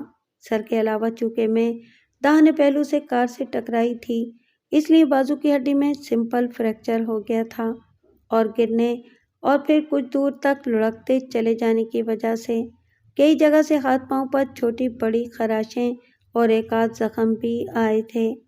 باقی سب خیریت تھی۔ مجھ سے پہلے دن ہی ڈاکٹر نے یہ سوال پوچھا تھا کہ میں کون ہوں اور کہاں رہتی ہوں، تاکہ وہ میرے عزیزوں و اقارب کو اس ایکسیڈنٹ سے مطلع کر سکیں، مگر میں نے اتنا کہنے کے بعد کہ اس پوری دنیا میں میرا کوئی نہیں ہے، خاموشی اختیار کر لی تھی۔ ڈاکٹر نے بھی وقت کی نزاکت محسوس کرتے ہوئے زیادہ اصرار نہیں کیا، لیکن تیسرے دن جبکہ میری طبیعت کافی حد تک سنبھل چکی تھی، مجھے ایک بار پھر اسی نوعیت کے سوالات کا سامنا کرنا پڑا، اور ان 3 دنوں کے درمیان میں نے ہر پہلو پر غور کرنے کے بعد یہ طے کر لیا تھا کہ کسی کو محمود جان بختیار یا اپنی پچھلی زندگی کے بارے میں نہیں بتاؤں گی۔ ڈاکٹر سے میں نے صرف اتنا کہا کہ میں زمانے کے حالات کی ستائی ہوئی ایک بد نصیب لڑکی ہوں، اور اپنی زندگی سے تنگ آ کر دانستہ شکیل صاحب کی کار کے سامنے آ گئی تھی۔ میرا مقصد خودکشی تھا، اس لیے اس حادثے میں شکیل صاحب کا کوئی قصور نہیں۔ اسپتال پرائیویٹ تھا اور ڈاکٹر صدیقی شکیل صاحب کے دوست تھے، اس لیے انہوں نے باہمی مشورے سے اس ایکسیڈنٹ کو پولیس کیس نہیں بننے دیا تھا۔ میں نے ڈاکٹر صاحب سے یہ بھی کہا کہ وہ مجھے مر جانے دیتے تو بہتر تھا، پھر بھی اپنی زندگی بچانے پر میں ان کی احسان مند ہوں اور مزید ممنون ہوں گی اگر وہ مجھ سے میرے حالات اور سابقہ زندگی کے بارے میں کوئی سوال نہ کریں۔ میں صحت یاب ہوتے ہی ان کا اسپتال چھوڑ دوں گی۔ ڈاکٹر صاحب نے تو یہ سن کر مجھ سے کوئی چرا نہیں کی، لیکن شکیل صاحب سے دامن چھڑانا آسان نہیں تھا۔ دیکھیے، آپ کو احساس ہے کہ آپ نے میری کار کے سامنے آ کر مجھے کتنے زبردست خطرے سے دوچار کر دیا تھا۔ ایک دن انہوں نے کہا، عین ممکن تھا کہ آپ کو بچانے کی کوشش میں خود مارا جاتا یا کچھ دوسرے افراد کو کچل دیتا۔ یہ بھی ہو سکتا تھا کہ آپ اپنی خواہش کے مطابق میری کار کے نیچے آ کر زندگی سے ہاتھ دھو بیٹھتیں، تب میرا کیا ہوتا؟ مجھ پر مقدمہ چلتا، موت کی سزا نہ بھی ملتی، تب بھی کئی برسوں کے لیے جیل کی آہنی سلاخوں کے پیچھے پھینک دیا جاتا، میرا مستقبل تباہ ہو جاتا۔ آپ کو تو اپنی زندگی ختم کرنے کا بھی کوئی اختیار نہیں تھا، کجا یہ کہ آپ کسی اور کی زندگی بھی تباہ کر دیں، مگر میں نے نہ صرف خود کو بچایا بلکہ آپ کو بھی ایک گناہ عظیم کا ارتکاب کرنے سے روک دیا۔ اسی بنا پر میں سمجھتا ہوں کہ مجھے یہ حق پہنچتا ہے کہ وہ حالات جاننے اور سمجھنے کی کوشش کروں جنہوں نے آپ کو اس انتہائی اقدام پر مجبور کر دیا تھا۔ اس کے علاوہ یہ بالکل طے بات ہے کہ صحت پانے کے بعد میں بغیر یہ اطمینان کیے آپ کو اسپتال سے جانے نہیں دوں گا کہ آپ دوبارہ ایسی حرکت نہیں کریں گی۔ اس کے لیے بھی ضروری ہے کہ آپ مجھ پر اعتماد کریں اور نام مقام بدل کر ہی صحیح مگر اپنے جملہ حالات بلا کم و کاست بیان کر دیں، کیونکہ اگر آپ نے ایسا نہیں کیا تو میں یہ خطرہ مول نہیں لے سکتا کہ آپ کو اسپتال سے رخصت کرا کے خود اپنے یا کسی اور کے لیے خطرہ بننے کی اجازت دوں۔ ایسی صورت میں مجھے مجبوراً اس حادثے کی پولیس میں رپورٹ کرنا پڑے گی۔ شکیل صاحب کے الفاظ بظاہر سخت ضرور تھے، مگر ان کے لہجے میں کوئی تیزی یا ترشی نہیں تھی۔ نہ جانے کیوں مجھے ان کا یہ انداز اچھا لگا، اس میں یگانگت اور خلوص کا ایک ایسا بے قرار جذبہ جھلک رہا تھا جسے الفاظ میں بیان نہیں کیا جا سکتا۔ آپ سچ کہہ رہے ہیں، میں نے سر جھکا کر جواب دیا۔ اپنی اس حرکت کے ان پہلوؤں کی طرف میرا دھیان نہیں کیا تھا۔ آپ کی تشویش بھی اپنی جگہ بالکل بجا ہے اور آپ نے اپنا استحقاق بھی ثابت کر دیا ہے۔ مجھے آپ پر اعتماد ہے۔ میں آپ کو ضرور اپنی زندگی کے حالات بتاؤں گی، مگر اجمالی اور صرف ضروری حد تک۔ میری آپ سے درخواست ہے کہ جو کچھ میں بتاؤں اسی کو کافی سمجھیں اور تفصیل میں جانے کی کوشش نہ کریں۔ اس کے بعد میں نے شکیل صاحب کو مختصر طور پر اپنی زندگی کے حالات، نام اور مقامات پوشیدہ رکھتے ہوئے صرف اسی حد تک بتائے جتنا میرے خیال میں ان کے اطمینان کے لیے ضروری تھا۔ میں نے اپنے والدین کے انتقال، ماموں کے گھر میں اپنی پرورش، ممانی اور ماموزاد بہن کے تکلیف دہ سلوک کے بارے میں بتایا، پھر بختیار سے اپنی شادی کے بارے میں بتایا، اس کی عیاشی اور آوارگی کا ذکر بھی کیا، لیکن صفیہ کے گھر میں آمد اور بختیار سے اس کے تعلقات کے بارے میں خاموش رہی۔ بیٹی کی پیدائش کا تذکرہ بھی نہیں کیا، صرف اتنا کہہ کر بات ختم کر دی کہ جب میں نے شوہر کی حرکتوں پر اعتراض کیا، اس کی لڑکیاں لے کر گھرانے پر جھگڑا کیا، اس کی شراب نوشی اور بے دریغ دولت لٹانے پر ٹوکا، تو میرے شوہر نے مجھے مار پیٹ کر گھر سے نکال دیا، اس عورت کے سامنے جسے وہ گزشتہ رات لے کر آیا تھا۔ میری بے عزتی کی، تب میں نے ذلت و توہین کی شرمندگی کے جذبات سے مغلوب ہو کر اپنی زندگی ختم کرنے کا فیصلہ کر لیا۔ اگرچہ اب بھی مجھے جینے کی کوئی آرزو نہیں ہے، مگر مجھ پر اپنی سوچ کی غلطی واضح ہو چکی ہے۔ اب میں زمانے کے حالات کا مقابلہ کرتے ہوئے زندہ رہنے کی کوشش کروں گی۔ آپ کی داستان واقعی المناک ہے، شکیل صاحب نے سنجیدگی سے کہا، لیکن جو کچھ گزر چکا اس پر سوائے افسوس اور ہمدردی کے کیا کیا جا سکتا ہے؟ اور مستقبل کے بارے میں کیا سوچا ہے؟ ابھی ذہن کچھ سوچنے کے قابل ہی نہیں ہے، میں نے جواب دیا۔ جہاں قسمت میں لکھا ہوگا چلی جاؤں گی۔ آپ اپنے ماموں کے گھر کیوں نہیں چلی جاتی؟ ماموں یہ صدمہ برداشت نہیں کر سکیں گے، اس کے علاوہ میری غیرت بھی گوارا نہیں کرتی، میں نے کہا۔ میری گمشدگی میں ممکن ہے کہ میرا شوہر اپنے آپ کو معصوم ثابت کرنے کے لیے اصل وجہ ظاہر نہ کرے، بلکہ مجھے ہی مورد الزام ٹھہرائے۔ اس طرح ماموں کو صرف میری تلاشی کی فکر ہوگی۔ حقیقت جان کر انہیں جو دکھ ہوگا اس سے وہ محفوظ رہیں گے۔ آپ مجھے غلط نہ سمجھیں تو کچھ عرض کروں۔ مجھے شرمندہ نہ کریں، مجھے آپ پر پورا اعتماد ہے۔ میں اپنی والدہ کے ساتھ رہتا ہوں، شکیل نے کہا۔ ہم ماں بیٹے بھی دنیا میں تقریباً اکیلے ہیں۔ میرا مشورہ ہے کہ آپ صحتیاب ہو کر میرے گھر چلیں۔ میری امی آپ سے مل کر بہت خوش ہوں گی۔ آپ وہاں اطمینان سے رہیں اور کسی معقول ملازمت کے لیے کوشش کرتی رہیں۔ جو کچھ تعاون مجھ سے ممکن ہوگا میں بھی گریز نہیں کروں گا۔ پھر جب آپ کو کوئی اچھی ملازمت مل جائے تو پھر آپ کی مرضی ہے کہ اپنی آئندہ زندگی کے لیے جو منصوبہ بندی مناسب سمجھیں کریں۔ کسی فوری جواب کی ضرورت نہیں ہے، میری پیشکش پر اچھی طرح غور کر کے کوئی فیصلہ کریں۔ شکیل کے جانے کے بعد میں نے بہت دیر تک ان کی اس پیشکش پر غور کیا، مگر کوئی فیصلہ نہ کر سکی۔ پھر اسی شام کو شکیل پہلی مرتبہ اپنی والدہ کو ساتھ لے کر اسپتال آئے۔ شاید وہ انہیں میرے بارے میں سب کچھ بتا چکے تھے کہ ان کی امی میرے ساتھ ایسی محبت اور اپنائیت سے پیش آئیں کہ میری آنکھوں میں آنسو آ گئے۔ اس کے بعد وہ روزانہ دن میں 2 مرتبہ مجھے دیکھنے آتی رہیں، اور جب تقریباً 1 ہفتے کے بعد مجھے اسپتال سے چھٹی دی گئی اور امی نے مجھے اپنے سینے سے لگا کر سر پر بڑی شفقت سے ہاتھ پھیرتے ہوئے اپنے ساتھ گھر چلنے کے لیے کہا تو میں انکار نہ کر سکی۔ شکیل کے گھر میری زندگی کا تیسرا دور شروع ہوا۔ ان کی والدہ نے، جنہیں میں بھی امی کہنے لگی تھی، مجھے اتنی محبت، اتنی پیار، اتنی شفقت دی کہ جیسے میں کوئی غیر نہیں، ان کی اپنی بیٹی ہوں۔ شکیل کا رویہ بھی بے حد محتاط، پرخلوص اور ہمدردانہ تھا۔ مجھے اس گھر میں وہ توجہ اور وہ اپنائیت ملی جس کے اظہار کے لیے میرے پاس مناسب الفاظ بھی نہیں ہیں۔ 1-2 ماہ کے بعد میں نے ملازمت کے سلسلے میں شکیل کو اپنا وعدہ یاد دلایا، مگر امی نے اجازت نہیں دی۔ انہوں نے بڑی شکایت آمیز لہجے میں کہا کہ شاید ان کی محبت میں کوئی کمی رہ گئی، کہ وہ تو مجھے اپنی بیٹی سمجھتی ہیں، مگر میں انہیں اپنی ماں کا درجہ نہیں دینا چاہتی۔ اور اگر یہ سچ نہیں ہے تو پھر میں بتاؤں کہ کون ماں اپنی جوان بیٹی کو بلا ضرورت گھر سے باہر قدم نکالنے کی اجازت دے گی، اور وہ بھی ملازمت کے لیے۔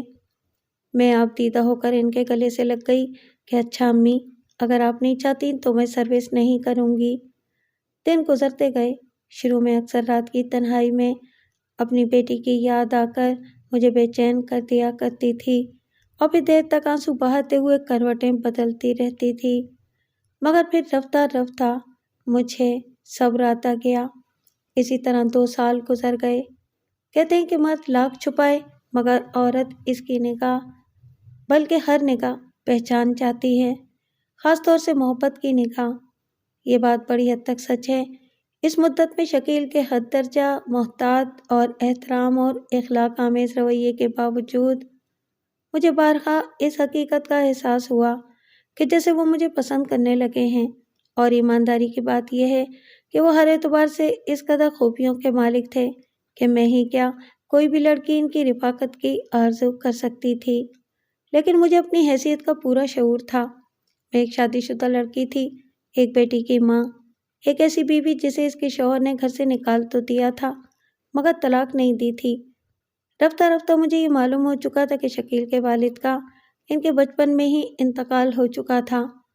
2 سگے چچاؤں نے بڑے بھائی کی آنکھیں بند ہوتے ہی بیوہ بھابھی کے ساتھ یہ کیا کہ ان کے کاروبار پر قبضہ کر لیا۔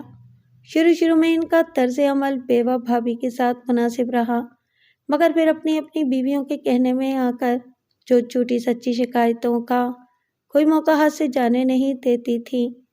3 سال کے بعد انہوں نے یتیم بھتیجے اور بھابھی کو گھر سے نکال دیا۔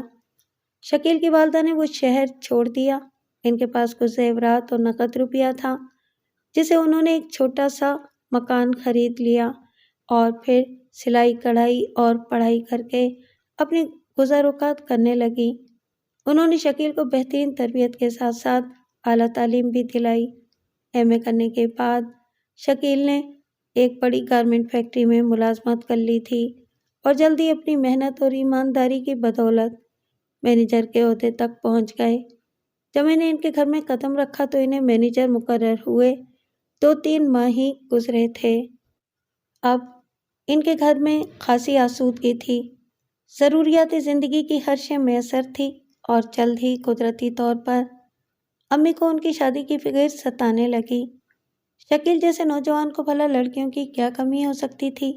امی نے کئی بڑے گھرانوں کی حسین لڑکیوں کے فوٹو انہیں دکھائے، لیکن شکیل ہر بار کسی نہ کسی بہانے سے شادی کی بات ٹال جاتے تھے۔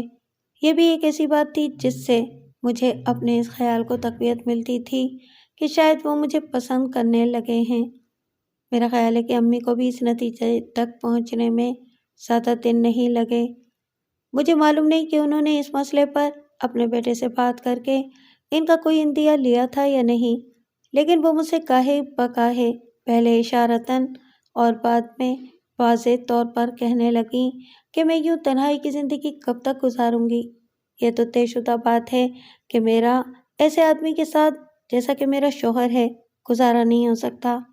تب پھر میں انہیں اپنے شوہر کا پتہ ٹھکانہ کیوں نہ بتا دوں، تاکہ وہ عدالت سے رجوع کر کے میرے لیے وہ آزادی حاصل کر سکیں جس کے بعد مجھے اپنا گھر دوبارہ بسانے کا اختیار حاصل ہو جائے۔ میں جانتی تھی کہ وہ ایسا کیوں کہہ رہی ہیں۔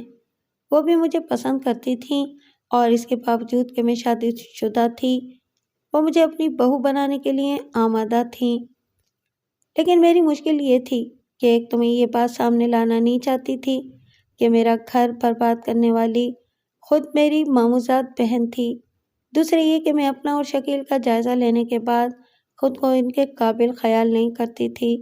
عورت اپنے شوہر کو جو سب سے قیمتی تحفہ پیش کرتی ہے، میں سے تحت دست تھی۔ میں سوچتی تھی کہ جب شکیل کو ایک سے ایک خوبصورت، مالدار، سلیقہ شعار، خدمت گزار بیوی مل سکتی ہے تو میں انہیں ان کے اس حق سے کیوں محروم کروں؟ میں نے ہمیشہ امی کو یہی جواب دیا کہ میری تقدیر میں جو کچھ لکھا تھا وہ مجھے مل چکا، اب میں خود کو دوبارہ اسی آزمائش میں ڈالنا نہیں چاہتی۔ 1 برس اسی بحث و مباحثے میں گزر گیا، تب آخر اپنی ماں کے اصرار سے بہت مجبور ہو کر شکیل کو اپنی خاموشی ختم کرنا ہی پڑی۔ ایک دن انہوں نے بڑے مہذب پیرائے میں مجھ سے اپنی خواہش کا اظہار کیا، پرزور الفاظ میں یہ بھی واضح کر دیا کہ میں اپنے فیصلے میں بالکل آزاد ہوں، ایک لمحے کے لیے بھی یہ خیال نہ کروں کہ چونکہ میں ان کے گھر میں رہ رہی ہوں اور شاید کسی وجہ سے میں خود کو احسان مند سمجھتی ہوں، تو اپنی حقیقی خواہش کے بغیر محض جذبہ احسان مندی سے مجبور ہو کر ان کی بات مان لوں۔ اگر میں نے انکار کر بھی دیا تب بھی اس سے گھر میں میری حیثیت اور ان کے دل میں میری عزت و محبت میں کوئی فرق نہیں پڑے گا۔ شکیل کے بعد امی نے بھی مجھ سے اس موضوع پر بات کی اور کہا کہ وہ دل کی گہرائیوں سے چاہتی ہیں کہ میں ان کے بیٹے کی زندگی میں اجالے بکھیر دوں، لیکن وہ اس کے لیے کسی طرح بھی مجھے مجبور کرنا نہیں چاہتی۔ میں عجیب کشمکش میں تھی، میں خود بھی شکیل کو پسند کرنے لگی تھی، دل سے ان کی رفاقت کی آرزو مند تھی، مگر ظاہر ہے کہ یہ اس وقت تک ممکن نہ تھا جب تک میں بختیار سے طلاق نہ حاصل کر لوں، اور اس کے لیے قانونی کارروائی ضروری تھی، اور اس طرح مجھے اپنی داستان کے وہ گوشے بھی بے نقاب کرنے پڑتے جنہیں اب تک چھپا کر رکھا تھا۔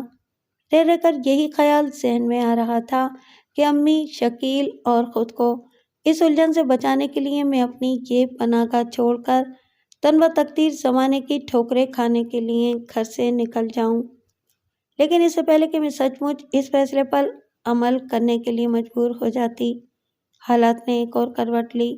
ایک شام اچانک ہی امی پر فالج کا حملہ ہوا۔ شکیل انہیں فوراً ہی اپنی کار میں ڈال کر ڈاکٹر صدیقی کے ہسپتال لے گئے۔ 4 راتیں اور 3 دن تک امی انتہائی نگہداشت کے وارڈ میں زندگی اور موت کے درمیان معلق رہیں۔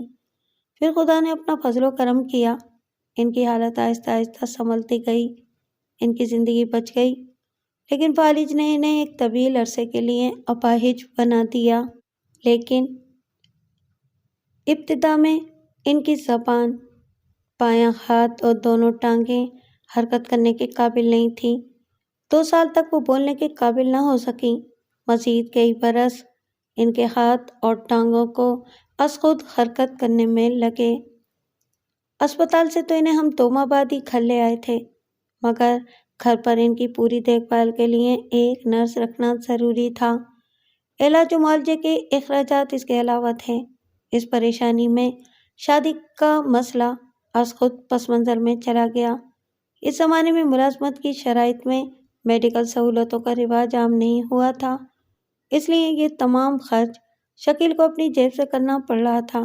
یہ صورتحال دیکھ کر میں نے ایک بار پھر شکیل سے اپنے لیے کوئی ملازمت تلاش کرنے کے لیے اصرار کیا، ہرچند کہ وہ دل سے اس پر آمادہ نہیں تھے، لیکن میرے اصرار سے مجبور ہو کر انہوں نے مجھے اپنی گارمنٹ فیکٹری میں ہی سلائی سیکشن انچارج کی جگہ دلوا دی۔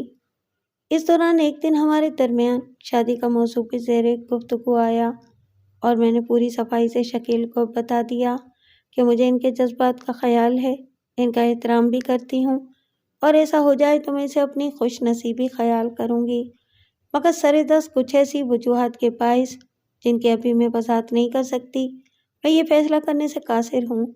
میں انہیں مجبور بھی کرنا نہیں چاہتی، وہ جب بھی ضرورت محسوس کریں جس کو چاہیں اپنی زندگی کا رفیق بنا لیں۔ اس دن کے بعد یہ موضوع کبھی زیر بحث نہیں آیا، مگر شکیل نے پھر یہ بات نہیں چھیڑی۔ دوسرے الفاظ میں وہ بھی میری طرح مناسب وقت کا انتظار کرتے رہے۔ 16 طویل سال بیت گئے۔ امی رفتہ رفتہ مکمل طور پر صحت یاب ہو چکی تھیں۔ شکیل نے شاید انہیں بھی بتا دیا تھا، یا وہ خود ہی راضی برضا ہو گئی تھی کہ بولنے کے قابل ہونے کے بعد بھی انہوں نے شکیل سے یا مجھ سے کبھی شادی کے موضوع پر بات نہیں کی۔ اس کے ساتھ یہ بھی حقیقت تھی کہ اس مایوسی کو برداشت کرنے کے باوجود ان کے دل میں میرے لیے محبت اور شفقت میں کوئی فرق نہیں آیا تھا۔ ان دونوں کا طرز عمل میرے ساتھ ایسا تھا کہ میں کبھی کبھی یہ سوچ کر خود ہی شرمندہ ہو جاتی تھی کہ یہ دونوں ماں بیٹے محض میری وجہ سے ایک آزمائش میں پڑے ہوئے ہیں، اور یہ جذبہ رفتہ رفتہ مجھ پر اتنا حاوی ہوا کہ میں نے فیصلہ کر لیا کہ یا تو میں شکیل کا گھر چھوڑ کر چلی جاؤں گی یا پھر کسی دن انہیں وہ باتیں بھی بتا دوں گی جو اب تک ان سے چھپا کر رکھی تھیں، اور پھر بھی انہوں نے مجھے اپنے قابل سمجھا تو عدالت کے ذریعے بختیار کے بندھن سے رہائی حاصل کرنے کی کوشش کروں گی۔ اس طویل مدت میں مجھے بختیار، اپنی بیٹی صفیہ، ماموں یا ممانی کے بارے میں کسی قسم کی کوئی خبر نہیں ملی تھی، اور مجھے کچھ پتہ نہیں تھا کہ اس دوران میں وہ سب کس کیفیت سے گزرتے رہے ہیں اور اب کہاں ہیں یا کیسے ہیں۔ گارمنٹ فیکٹری کی ملازمت کے دوران میں نے اپنے شوق اور رجحان کو دیکھتے ہوئے سلائی کڑھائی کے علاوہ کٹنگ اور ڈیزائننگ میں کئی کورس پاس کر لیے تھے۔ فیکٹری کے مالک شیخ حسن صاحب میرے کام سے بہت خوش تھے اور مطمئن تھے، اس لیے جب میں نے کٹنگ اور ڈیزائننگ کے ڈپلومے حاصل کر لیے تو انہوں نے مجھے ڈیزائننگ سیکشن میں بھیج دیا، جہاں میں نے 3-4 برس اتنی محنت اور عمدگی سے کام سنبھالا کہ مجھے سیکشن انچارج بنا دیا۔ شکیل سے بھی وہ بہت خوش تھے اور ان 16 برسوں میں انہیں جنرل مینیجر بنا دیا تھا۔ اس کے باوجود میرے یا شکیل سے ان کے تعلقات زیادہ تر فیکٹری تک ہی محدود تھے۔ ان کے گھریلو اور خانگی حالات کے بارے میں میری معلومات صرف اتنی تھی کہ وہ 2 بیٹوں اور 3 بیٹیوں کے باپ ہیں، اور یہ کہ ان کے بڑے بیٹے کا نام محسن ہے جسے انہوں نے بڑی امیدیں وابستہ کر رکھی ہیں۔ ایک دن میں فیکٹری کے ایک ضروری کام سے شکیل سے ان کے آفس میں ملنے گئی تھی، واپس آ رہی تھی کہ اچانک بختیار سے مٹبھیڑ ہو گئی۔ میں نے اسے فوراً پہچان لیا۔ پچھلے 15 برسوں میں اس کی وضع قطع چہرے مہرے میں کوئی خاص تبدیلی نہیں آئی تھی، سوائے اس کے کہ جسم فربی کی طرف مائل ہو رہا تھا۔ بات کچھ یوں تھی کہ شکیل کے آفس جانے کے لیے جس راہداری سے گزرنا پڑتا تھا، اس کے دوسرے کنارے میں شیخ حسن صاحب کا دفتر بھی تھا، اور بختیار ان سے ملنے آیا تھا۔ میں ایک دم سے اس کے راستے میں آ گئی تو وہ ذرا ٹھٹکا، شاید فوراً ہی نہیں پہچان سکا، اس لیے ایک طرف ہو کر گزر جانا چاہا۔ مجھے بھی اس سے بات کرنے کی کوئی خواہش نہیں تھی، اس لیے میں نے بھی آگے قدم بڑھا دیے، مگر وہ ایک دم سے رکا اور پلٹ کر میری طرف دیکھا۔ تم زیبا ہی ہو نا؟ وہ بولا۔ جی ہاں، میں نے خشک لہجے میں جواب دیا۔ یہاں کام کرتی ہو؟ جی ہاں۔ کسی اچھی پوسٹ پر؟ میں ڈیزائننگ سیکشن کی انچارج ہوں۔ تب تو شیخ حسن سے تمہارے اچھے تعلقات ہوں گے۔ میں آپ کے ہر سوال کا جواب دینے کی پابند نہیں ہوں، میں نے قدم بڑھاتے ہوئے کہا۔ ذرا ٹھہرو زیبا، بختیار نے جلدی سے کہا۔ میں جس سلسلے میں شیخ حسن سے ملنے آیا ہوں اس کا تعلق تمہاری ذات سے بھی ہے۔ کیا تمہارا کوئی اپنا آفس ہے جہاں ہم اطمینان سے بات کر سکیں؟ مجھے آپ سے کوئی بات کرنے کی ضرورت نہیں ہے۔ یہ تم اس لیے کہہ رہی ہو کہ تمہیں حالات کا علم نہیں ہے، بختیار نے جواب دیا۔ مجھے امید ہے کہ تم اپنی بیٹی کو بھولی نہیں ہوگی۔ ایک حد تک تو یہ بات درست تھی، کبھی کبھی وہ بڑے بے اختیارانہ انداز میں مجھے یاد آتی رہتی تھی، مگر ظاہر تھا کہ میں کیا کر سکتی تھی۔ میں جس مقصد سے آیا ہوں اس کا تعلق تمہاری بیٹی سے ہے، بختیار کہہ رہا تھا۔ میں اسے اپنے آفس میں لے گئی اور وہاں بختیار نے جو کچھ بتایا اس کا خلاصہ یہ تھا کہ مجھے گھر سے نکالنے کے بعد اس نے صفیہ سے شادی کر لی، کیونکہ ایک بیوی کی حیثیت سے میں جو کردار ادا کرنے پر آمادہ نہیں تھی وہ صفیہ پچھلے 16 برسوں سے بڑی خوش اسلوبی سے انجام دے رہی تھی۔ گھر کی مالکہ اور جملہ عیش و آرام کے عوض اس نے بختیار کی تمام اچھی بری عادتوں سے سمجھوتا کر لیا تھا۔ اس نے یہ بھی بتایا کہ صفیہ سے اس کے 2 بیٹے بھی ہیں جو ابھی زیر تعلیم ہیں۔ میری بیٹی کا نام اس نے نسرین رکھا تھا اور وہ میٹرک پاس کر کے کالج میں داخلہ لے چکی ہے اور 2nd ایئر میں پڑھ رہی ہے۔ وہ صفیہ کو اپنی ماں سمجھتی ہے اور بظاہر صفیہ نے بھی ایک ماں کی حیثیت سے اپنے فرائض خوش اسلوبی سے انجام دیے ہیں۔ نسرین ایک مخلوط کالج میں زیر تعلیم ہے اور وہاں شیخ حسن کا بڑا لڑکا محسن بھی 3rd ایئر میں پڑھ رہا ہے۔ چونکہ بختیار نے کبھی گھر کے معاملات پر سنجیدگی سے توجہ نہیں دی، اس لیے اسے کچھ پتہ نہیں چل سکا کہ نسرین اور محسن کے درمیان दोस्ताना रवाबित की आड़ में कोई और ताल्लुक भी मौजूद है। गुज़िश्ता महीने कॉलेज के लड़के और लड़कियां पिकनिक मनाने गए और वहां मोहसिन ने जंगल की तन्हाई और रात की तारीकी से फ़ायदा उठाते हुए नसरीन को बर्बाद कर दिया। नसरीन को इस हादसे का बहुत गम था, ख़ास तौर पर इसलिए कि मोहसिन अपना मकसद हासिल करने के बाद इसे नज़रअंदाज करने लगा था। नसरीन की कैफियत और मोहसिन की आमदोरफ्त एकदम बंद देखकर सफ़िया को कुछ छुपा हुआ। इसने नसरीन से कुरेद कुरेद कर पूछा तो नसरीन ने आंसू बहाते हुए पूरी दास्तान सुना दी। सफ़िया ने बख्तियार को बताया। बख्तियार का पहला रद्द-ए-अमल यही था कि वो नसरीन और मोहसिन दोनों को कत्ल कर दे, लेकिन फिर सफ़िया के समझाने और मामले के जुमला नाजुक पहलुओं के पेश नज़र वो खुद मोहसिन से मिला और इसे कहा कि वो नसरीन से शादी कर ले। लेकिन मोहसिन ने न सिर्फ शादी से इनकार किया बल्कि इस वाक़े की हकीकत ही से मुकर गया और उल्टा नसरीन पर इल्ज़ाम लगाया कि इसके कई दूसरे लड़कों से नाजायज़ ताल्लुकात हैं। चुनाचे अब बख्तियार मायूस होकर शेख हसन से मिलने आया था। मामू और मोमानी के बारे में पूछने पर उसने बताया कि गुज़िश्ता बरसों में आगे पीछे इन दोनों का इंतकाल हो चुका है। फितरी तौर पर मुझे ये सब कुछ जानकर बेहद दुख हुआ, लेकिन मैंने इसे मशवरा दिया कि पहले वो खुद शेख हसन साहब से मिलाए। वो काफ़ी समझदार और मुखलिस इंसान हैं। अगर इनसे मिलकर मामला खुश असलूबी से निमट जाए तब मेरी मुदाखलत की कोई ज़रूरत नहीं होगी, लेकिन बदकिस्मती से ऐसा ना हो सका। तब मैं जो कुछ मेरे बस में होगा करने की पूरी कोशिश करूँगी।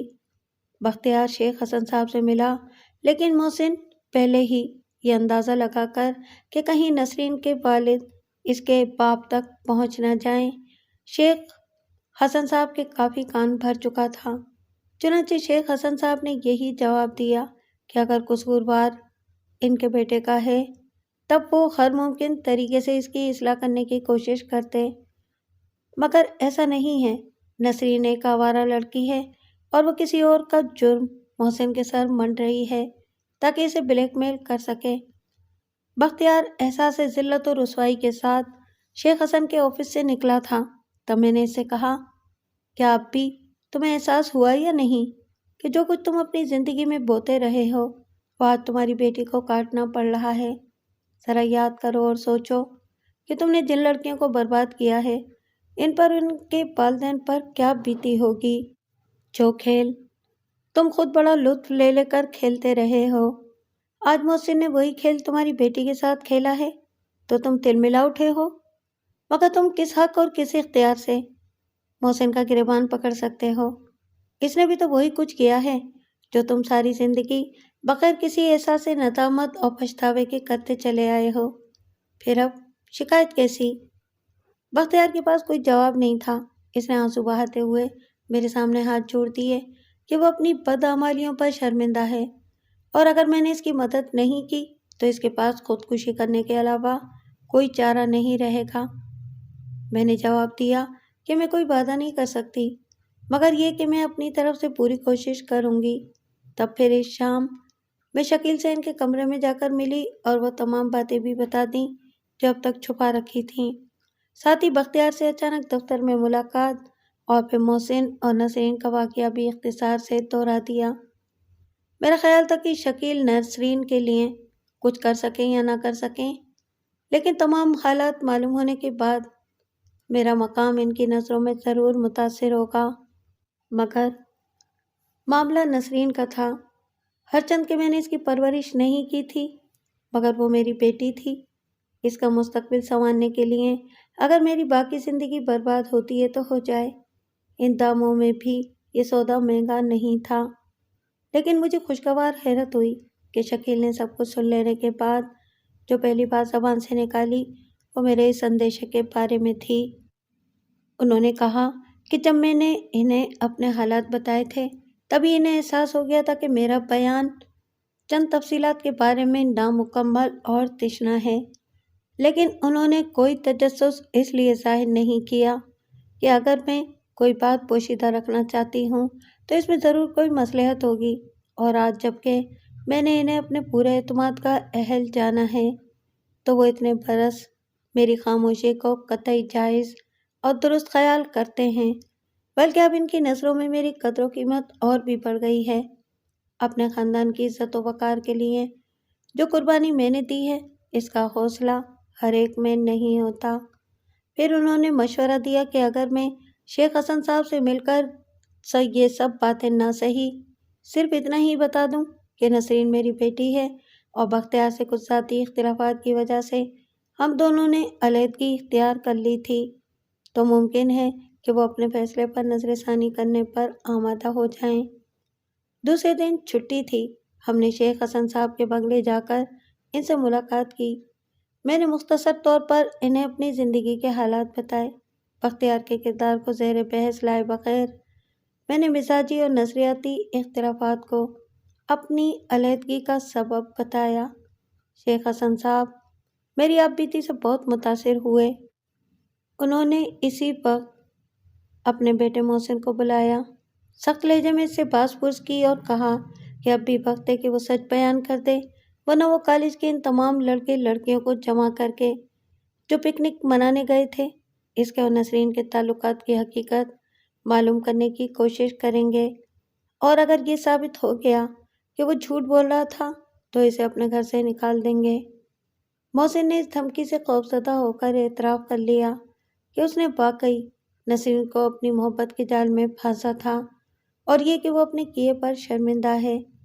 شیخ حسن صاحب اسی وقت مجھے اور شکیل کو ساتھ لے کر بختیار کے گھر گئے اور بتایا کہ انہیں اپنے بیٹے محسن کی شادی نسرین کے ساتھ منظور ہے۔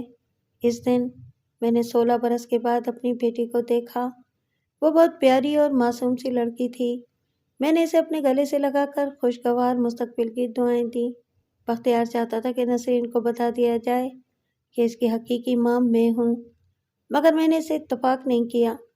نسرین صفیہ کو اپنی ماں سمجھتی تھی اور صفیہ نے بھی بڑی حد تک اس رشتے کو نبھایا تھا۔ اب گڑھے مردے اکھاڑنے سے اور ماضی کے چہرے سے نقاب اٹھانے کا کوئی فائدہ نہیں تھا، بلکہ نقصان کا احتمال زیادہ تھا۔ چنانچہ نسرین کو اب تک یہ معلوم نہیں کہ میں اس کی حقیقی ماں ہوں۔ صفیہ سے بھی ملاقات ہوئی۔ گزشتہ سالوں میں زندگی نے اسے بہت کچھ سکھا دیا تھا۔ وہ اپنے کیے پر شرمندہ تھی۔ میں نے بھی اسے کھلے دل سے معاف کر دیا۔ بختیار نے پیشکش کی کہ ممکن ہو تو میں اس کی غلطیوں کو معاف کر کے گھر واپس آ جاؤں۔ اب اسے اپنی زیادتیوں کا احساس ہو چکا ہے۔ یوں بھی اب اس کی زندگی میں ایک ٹھہراؤ آ چکا ہے۔ اب مجھے آئندہ اس سے کوئی شکایت نہیں ہوگی۔ پھر یہ کہ میں نے نسرین کی زندگی کو تباہی سے بچا کر جو احسان کیا ہے، وہ اسے ساری زندگی فراموش نہیں کر سکتا۔ میں نے بڑی نرمی سے اس کی پیشکش کو مسترد کر دیا۔ کہا کہ زندگی کے راستوں پر ہم دونوں مختلف سمتوں میں اتنا زیادہ آگے بڑھ چکے ہیں جہاں سے واپسی ناممکن ہے۔ رہا نسرین کا معاملہ تو یہ کوئی احسان نہیں ہے، آخر وہ میری بھی بیٹی ہے۔ پھر بھی اگر بختیار چاہے تو اس حسن سلوک کا بدلہ مجھے آزادی دے کر ادا کر دے۔ معاملات جس طرح چل رہے ہیں بہتر ہے کہ اسی انداز میں آگے بھی چلتے رہیں۔ وقت کو 16 برس پیچھے لے جانے سے ایسی پیچیدگیاں پیدا ہو سکتی ہیں جن کا تدارک کرنا ممکن نہ ہوگا۔ بختیار نے میری دلیل سے اتفاق کیا اور دوسرے دن باقاعدہ کورٹ پیپر پر مجھے طلاق دے دی۔ نسرین اور محسن کی شادی بڑی دھوم دھام سے ہوئی اور ان دونوں کے ملاپ کے دوسرے ماہ شکیل کا اور میرا عقد بھی خاموشی اور سادگی سے ہو گیا۔ یوں شکیل کو ان کے طویل صبر آزما انتظار کا پھل مل گیا۔ میں کہہ نہیں سکتی تھی کہ یہ میٹھا تھا یا کڑوا، لیکن خدا کا لاکھ لاکھ شکر و احسان ہے کہ جب سے اب تک ہماری زندگی بہت ہی خوشگوار انداز میں بسر ہو رہی ہے۔ میں نے عقد کے فوراً بعد ملازمت سے استعفیٰ دے دیا تھا۔ بختیار اور صفیہ سے بھی تعلقات قائم ہیں۔ نسرین اکثر مجھ سے ملنے آتی رہتی ہے۔ وہ مجھے آنٹی کہتی ہے آنٹی، نہ جانے کیوں مجھے آپ سے مل کر، آپ کے گھر آ کر ایسا سکون اور طمانینت ملتی ہے کہ واپس جانے کو جی نہیں چاہتا۔ اسی لیے بار بار آپ کو پریشان کرنے آتی رہتی ہوں۔ میں جواب دیتی ہوں کہ بیٹی، یہ بھی تمہارا ہی گھر ہے، جب چاہو آؤ۔ میں تمہیں اپنی بیٹی ہی خیال کرتی ہوں۔ کبھی کبھی جی چاہتا ہے کہ اسے حقیقت بتا دوں، مگر پھر سوچتی ہوں کہ ہم سب جو خوشگوار زندگی گزار رہے ہیں اس کے مفاد کا تقاضا ہے کہ ماضی پر خاموشی کا پردہ پڑا رہنا ہی ہمارے حق میں بہتر ہے۔